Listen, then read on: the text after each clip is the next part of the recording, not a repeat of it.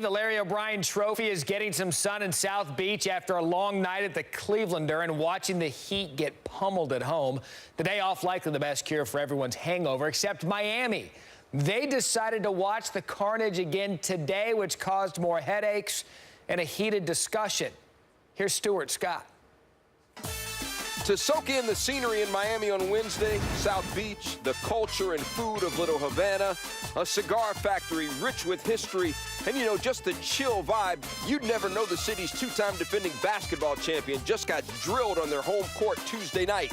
Welcome back to Sportscenter's coverage of the NBA Finals and a Heat team trying to figure out now what. There's a balance to it. It's one game. You don't want to get caught up and make it bigger than it is, but at the same time, you can't do that until you actually go through it and own the things that you need to do better. Then you move on. Tomorrow we'll move on. You're never comfortable, and you know, you just try to learn from your mistakes that you made in the previous game, and just, you know, not make the same ones the next game. We're in the moment team, and right now the moment is the day after the loss is getting better mentally, physically. And then coming in tomorrow and playing the game of basketball here on our home floor and trying to, you know, win game 4. That's all we focus on. Look, here's what we know about the Heat's focus. They know how to bounce back. They have not lost consecutive playoff games since the 2012 conference finals. Miami's 48 consecutive playoff games without back-to-back losses is the third longest such streak in NBA history.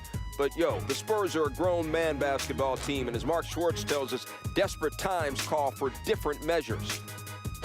The bags under Eric Spoelstra's eyes betrayed the fact the coach did not get a whole lot of sleep on Tuesday night. But the old video coordinator was up to old tricks, and he put his Heat through what he called a painful film session. It lasted about 2 hours, and LeBron James says he's learned over the years, let the coach make his points, don't talk back, right or wrong, move on. Dwayne Wade said a focus was Kawhi Leonard, not only his three-point shooting, but his aggressive drives to the basket. Wade says the Heat have to stop Leonard from going to his right. Mark, thanks a lot. Back here with a couple of two guards, Bruce Bowen, the lockdown defender, and the three-point specialist, Tim Legg, the legs.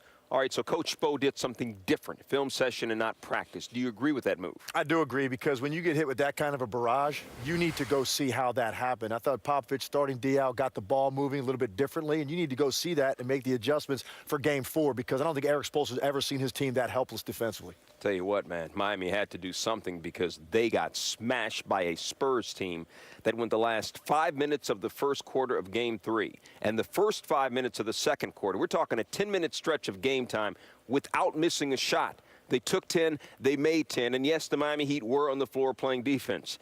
But even after a strong game, the Spurs want no let-up. Game 1, we had 23 turnovers.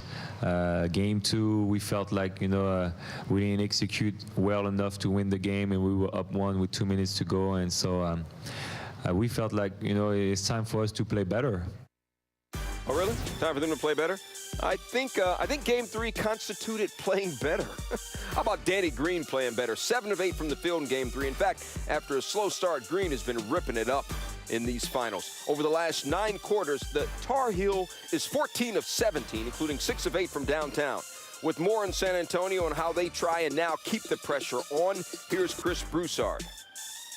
Getting contributions from unlikely places, the Spurs made 19 of their first 21 shots in Game 3.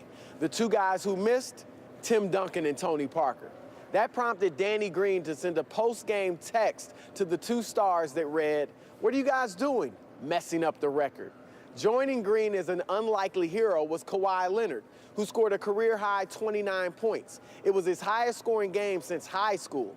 But unlike Green, he didn't celebrate by joking with the team leaders. The super quiet Leonard said he talks mainly with the Spurs' younger players and tries not to bother the vets. They got family and kids and stuff, Leonard said. And now, thanks largely to him and Green, they have a 2-1 lead over the Heat.